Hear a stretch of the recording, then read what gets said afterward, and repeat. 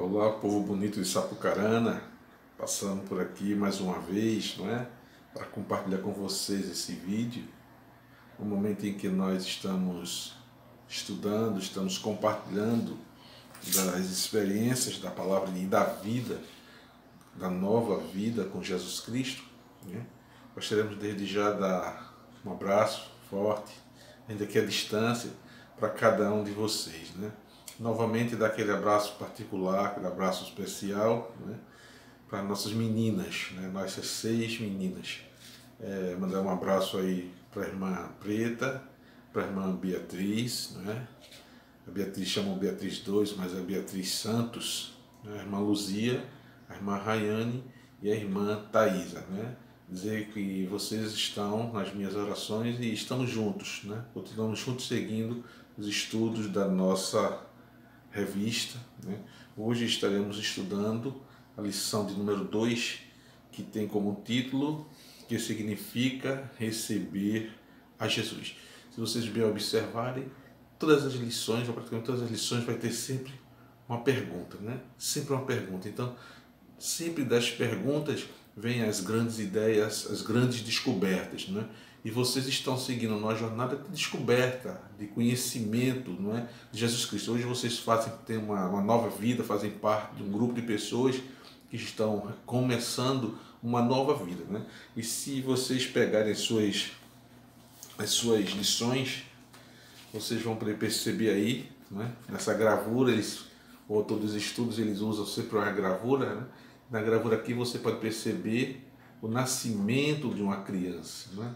A criança que está lá no útero da mãe, ela agora vem ao mundo, agora surgindo uma nova vida, um novo nascimento, né? Então, semelhante a isso, é o que nós vemos na vida do novo crente, daquele que aceita Jesus Cristo como seu único e suficiente Salvador. Então, assim a sua vida, foi assim a minha vida, essa passagem de estado de vida, né? Então, a nova vida que vocês agora vivem pela fé em nosso Senhor e Salvador Jesus Cristo, né?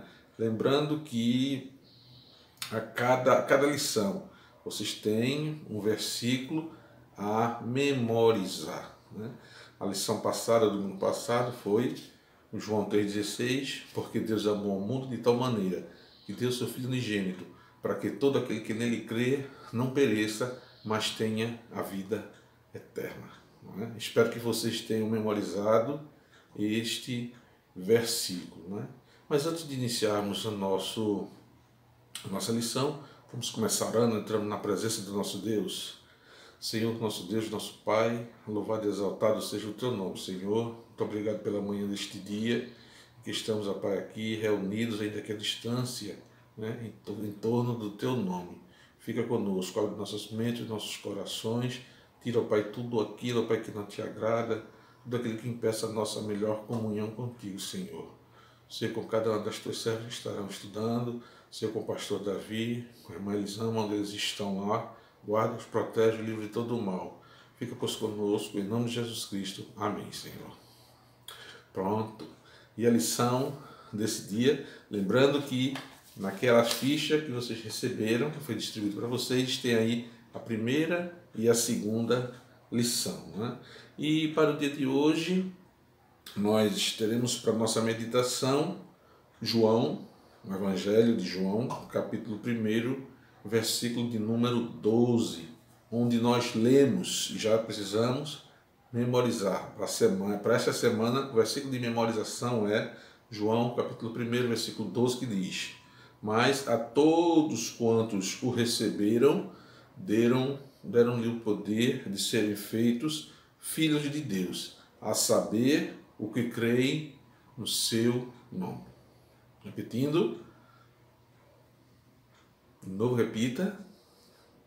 Bem, mas a todos quantos o receberam, deu-lhes o poder de serem feitos filhos de Deus, a saber, os que creem em seu nome. Né? Então, não basta ser nascido, né?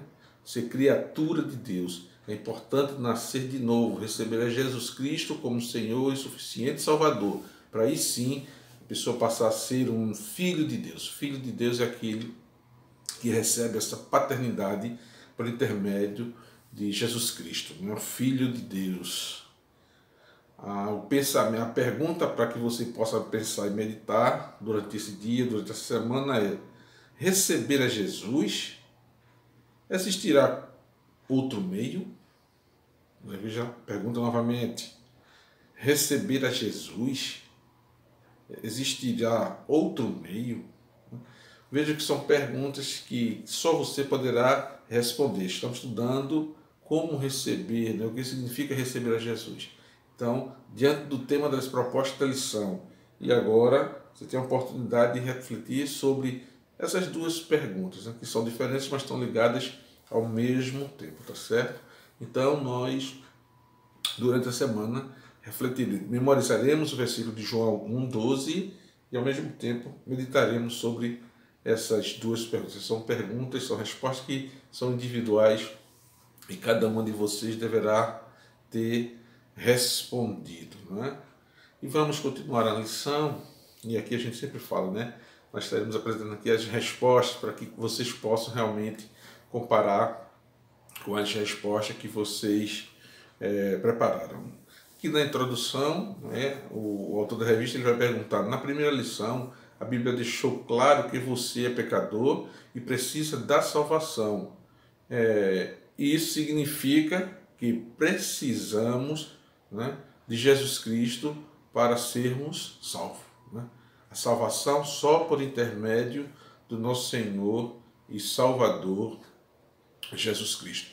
O apóstolo, o evangelista Lucas, né, o doutor Lucas, em Atos dos Apóstolos, capítulo 16, versículos 30 e 31, o apóstolo vai nos dizer o seguinte: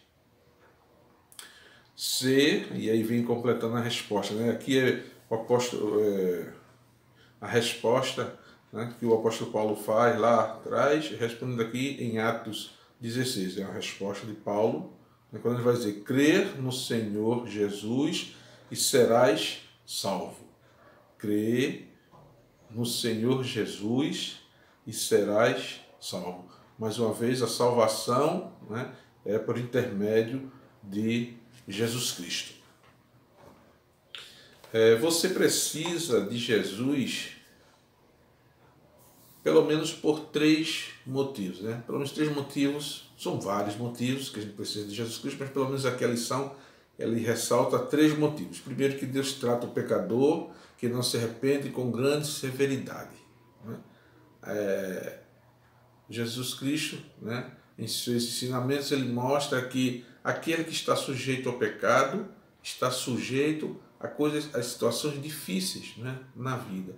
Mas aquele que teme ao Senhor conta com ele e priva dele do seu cuidado, do seu amor, da sua proteção. Isso não quer dizer que o crente ele não passa por dificuldades, passa sim, mas ele tem a consciência de que o Senhor está ali ao seu lado, o Santo Divino Espírito está ali também nos socorrendo, nos ajudando, livrando de todos os males, né?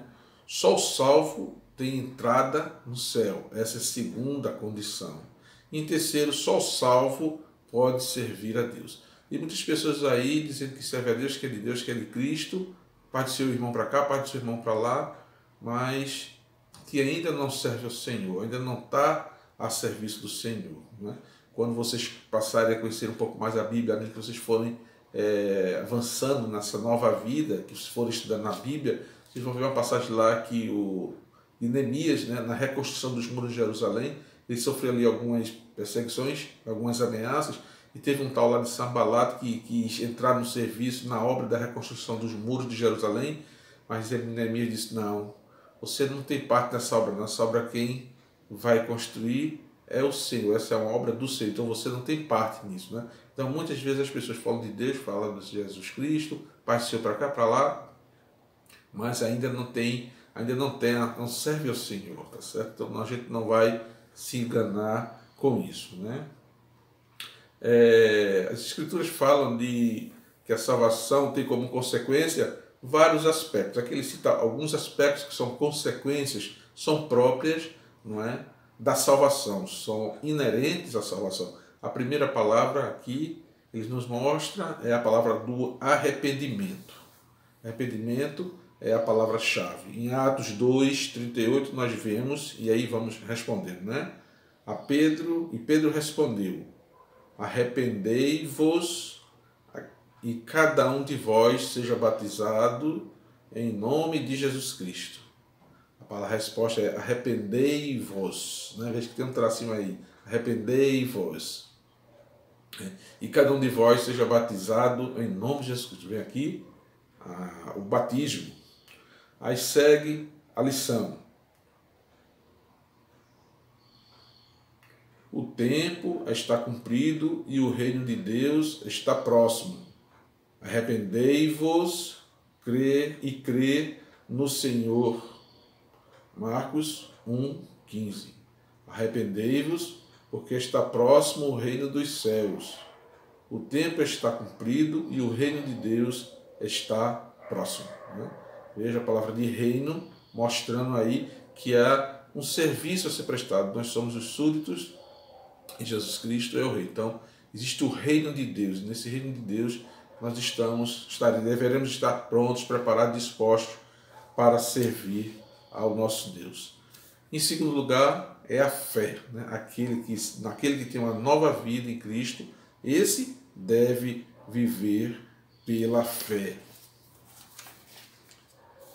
Em Hebreus capítulo 11, versículo 1, vai nos dar outro texto que é importante a nossa memorização. Né?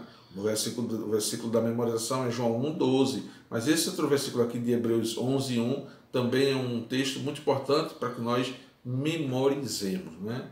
E ele nos diz assim: ora, a fé é a certeza de coisas que se esperam, a prova de fatos que se não veem. Né? Então, a fé, ela leva o crente, a nova criatura, não é? Até a certeza das coisas que se esperam. Ou seja, eu vou esperar algo, que a promessa de Deus, vou esperar, né? Com certeza. E, ao mesmo tempo, ela prova, não é? Os fatos que não se veem. Ou seja, nós falamos de coisas que nós não vemos. Mas por que nós falamos? Nós não vimos Jesus Cristo, nós não vimos os apóstolos. No entanto, nós falamos dele, nós cremos nele. Porque esse é um ato de fé. É um ato de fé.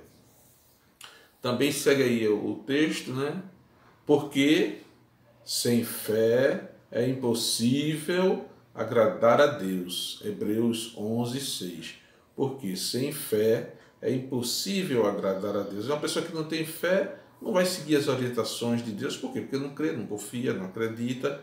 Então, aquele que não tem fé não agrada a Deus, tá certo? Porque não vai obedecer a Deus por não ter a fé.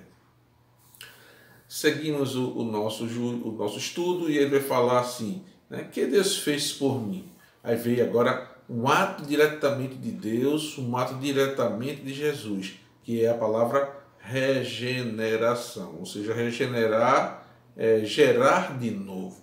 E eu gosto quando se fala de regeneração, esse é um ato que não depende do homem, é um ato que depende diretamente de Deus. E a própria natureza nos mostra isso, e vocês podem confirmar isso, ilustra bem essa condição, quando vocês verem uma lagartixa ou uma vibrazinha, aquelas que andam na parede, quando por algum motivo ela perde o rabinho dela, né? Você vê lá o rabinho dela fica lá tremendo, depois para, e ela segue.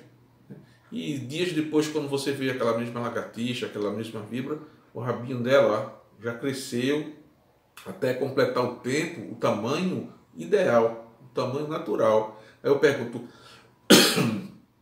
esse crescimento dependeu da vontade da lagartixa? Dependeu da vontade da víbora? Claro que não. Ali é o poder de Deus se manifestando, ou seja, aquele crescimento, aquela regeneração, e o fenômeno recebe esse nome, e isso depende tão somente de Deus. Né? Ali é obra direta do nosso Deus. Né? Então a regeneração do homem, o homem agora vai passar a viver uma nova vida. Algumas coisas dependem da vontade do homem, mas outras dependem da vontade de Deus. Então é preciso que o homem creia em Deus. Então regenerar é nascer de novo.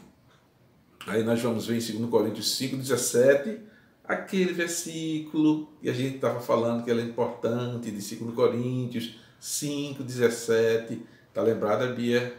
Eu acredito que a irmã Preta já deve ter memorizado bem esse versículo, né?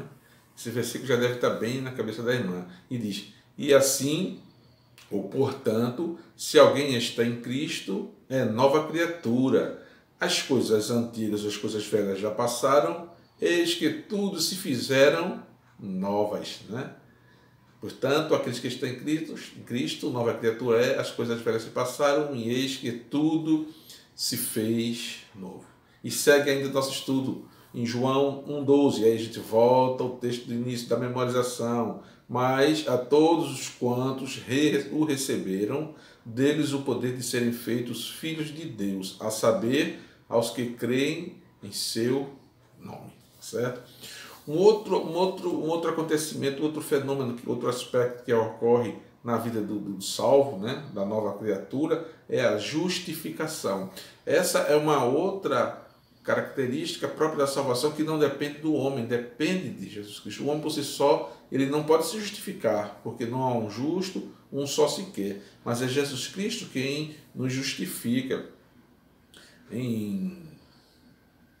Aqui na palavra dele diz: para a pergunta de Jó, como pode o homem ser justo para com Deus? É uma pergunta, né? Em Jó, capítulo 9, versículo 2. O apóstolo Paulo ele responde da seguinte maneira, né? A justificação vem pela fé. Romanos 1,17. Ou seja, a fé, ela justifica o homem. Então o homem é justificado pela fé. Foi o caso de Abraão lá. Abraão ele foi justificado diante de Deus, considerado como amigo de Deus, justamente pelo ato de fé, principalmente naquele momento em que o Senhor Jesus, o seu Deus, pede a ele o seu filho: sacrifica-me o teu filho. E o texto diz que Abraão ele vai sacrificar ali o seu filho Isaque, mas o anjo aparece e diz: não, não faça isso não, porque agora eu sei que tens fé e que temes a Deus, né? Então a fé vai mostrar, né, a justificação do homem, né? O homem é justo diante de Deus, o homem é justificado perante Deus mediante a fé. O outro ponto é a santificação, né? A santificação aqui a gente já percebe que é um processo que depende sim do homem. O homem agora precisa crer em Deus, né? Para que aí sim ele passe nessa nova vida, viver uma vida de santificação, uma vida diária de santificação. Nós nos convertemos, mas o velho homem continua dentro de nós, né? Tentando nos desviar. Mas precisa nós buscarmos uma vida de santidade, né? Então a santificação é mais um aspecto da salvação e significa tornar-se santo. Não aquele santo no sentido do santo, né? E as pessoas dizem: não, o santinho de Pauoco ali, o cara era todo errado, aquela menina é toda errada, e agora que diz que é santo. Não, aqui o santo no sentido de separado por Deus do mundo, né? Para fazer a vontade de Deus, para obedecer, para uma vida de santificação, de regeneração, né? Então, nesse sentido, nós somos salvos, somos santos, porque fomos separados por Deus, não é? Para servir. Então, a fé na obra redentora de Jesus Cristo, a leitura, crença e obediência à Bíblia, a renúncia ao pecado e a entrega da própria vida a Deus, né? Então essas são características de uma vida de santidade, né? A fé na obra redentora de Jesus Cristo, a leitura da crença e da obediência à Bíblia, a renúncia ao pecado e a entrega da própria vida a Deus, né? E aí segue-se a lição, né? O ponto 3, quais os sinais de uma nova vida? Você nasceu de novo, é nova criatura. Jesus habita e controla a sua vida, deve controlar. Você está cheio de coisas novas. Você tem um novo amor, Mateus 22, 37 a 39, uma nova visão e compreensão espiritual, 1 Coríntios 2, 14, 2 Coríntios 4, 6, Efésios 1, 18, uma nova atitude para com o pecado, Romanos 6, de 1 e 2 e o 23, uma nova disposição em obedecer a Deus, 1 João 2, 6. Né?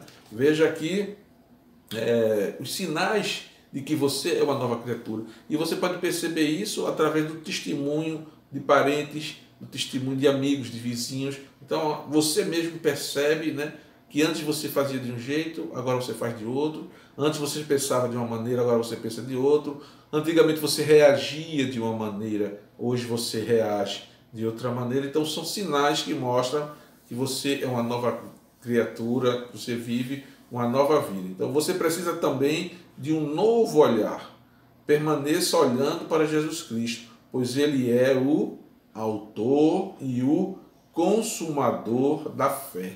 Hebreus 12, 2. Veja que a palavra de Deus está cheia de conselhos, cheia de orientações para que o crente, na sua nova vida, e aí não apenas um crente novo convertido, mas um crente velho convertido, né? Todos convertidos, precisa realmente de seguir as orientações da palavra de Deus. Portanto, estamos chegando ao final de mais uma lição, mas para concluir, você deverá ter aprendido hoje. Lembre-se que tudo isso que nós falamos, né, você deverá ter aprendido o quê? Arrependimento, mais fé, mais regeneração, mais justificação, mais santificação, significa o quê? Salvação. São aspectos, são características de uma pessoa salva. Salvação é uma nova vida. E a nova vida é igual ao amor, nova visão, nova atitude, nova disposição e novo olhar. Vamos olhar agora a vida de uma maneira diferente, né? Então, espero que com essa resposta aqui a gente tenha concluído mais uma lição, a segunda lição, né? Então, fiquem todas na paz do Senhor, tenham uma boa semana na presença do nosso Deus. Oremos. Amantíssimo Deus e soberano Pai, fica conosco, ó Pai, no transcorrer deste dia que é o Teu. Fica com os Teus filhos durante o transcorrer de toda essa semana, livre-as do mal, ajuda-e, ó Pai, elas compreenderem a Tua palavra. Que o Teu Divino Espírito Santo que habita nela possa realmente ensiná-las a ser seu verdadeiro professor. Fica conosco, em nome de Jesus Cristo. Amém, Senhor. Um abraço, minhas filhas, e até o próximo domingo, assim o Senhor nos permitir. Um abraço, pastor Davi, um abraço, irmã Elisama. Fiquem na paz e na segurança do nosso Senhor. Amém.